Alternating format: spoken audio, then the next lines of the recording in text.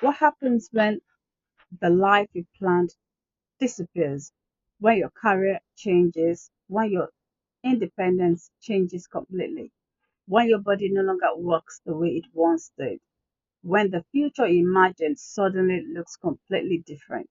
Many people believe disability is the end of a story, the end of the ambition, the end of goals, the end of dreams, the end of purpose. But what if disability is not the end? What if it is the beginning of a different chapter? A chapter nobody prepared you for, but a different chapter anyway. Welcome to the human reality of rebuilding.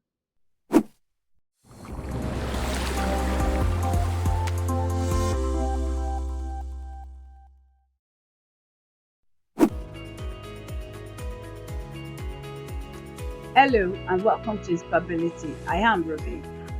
This channel exists because life does not always follow the plans we create, the plans we make. Sometimes circumstances change in ways we never expected. Sometimes we find ourselves having to rebuild parts of our lives we thought were permanent. For me, that rebuilding journey came through disability, a journey I never planned, a journey I never expected, but a journey that changed how I see life, resilience, accessibility, healthcare, social care, and what it means to create a meaningful future. This season is about exploring that journey honestly, not through theory, not through assumptions, not through falsehood, but through lived experience, through life realities. So, what do you do when life changes completely overnight? There are moments in life that divide everything into before and after. Before the accident, before that health condition, before the diagnosis, before the illness, before the disability. That person you were before may have had plans, had routines, had ambitions, had expectations, had goals, had things they completely mapped out. The next 5 years plan, the roadmap to the next major shift in their life. You knew your role, you knew your abilities, you knew where you fitted, and you knew where you were heading to. But life suddenly changed. And one of the hardest questions became, who am I now? And this is because disability does not only affect your body, it affects your identity, it affects your confidence, it affects your relationships, it affects your career, your independence, your future. Chronic condition does the same as well. Illnesses would affect all of these things: your identity, your confidence, your relationships, your social growth, your independence. You think differently. Your body is telling you something different. So you respond very differently. I next want to talk about seeing disability from both sides. Before becoming disabled, I worked in health and social care. I supported people. I worked alongside families. I worked alongside patients. I helped people navigate the system. I understood policies, services, and professional responsibilities. I informed and make very strategic decisions on a day to day basis regarding people, services, systems, processes, staffing, several other aspects of health and social care. I made those decisions at a very strategic and senior level. And I did this very well on a day to day basis. But experiencing disability personally has given me a completely different perspective. I moved very swiftly, unexpectedly, from supporting people through systems to actually needing those systems myself. Suddenly, I understood things quite differently. I understood the waiting, the uncertainty, the paperwork, the assessment, the challenges, the appointments, the emotional impact, the family dynamic change.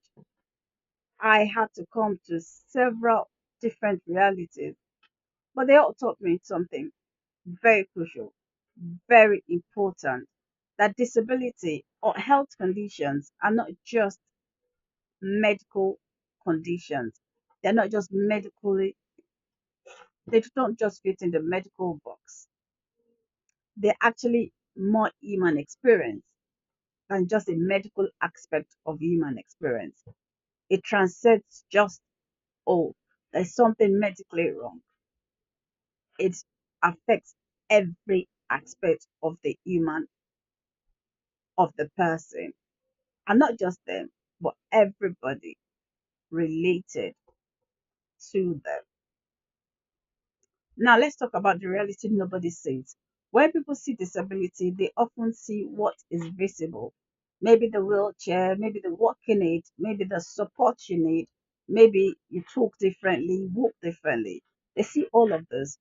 But what they often don't see are the planning involved in you being able to even have a day at all, the exhaustion, the emotional adjustments you've had to make, the invisible battles, the decisions behind everyday activities, the courage that is required to keep moving forward.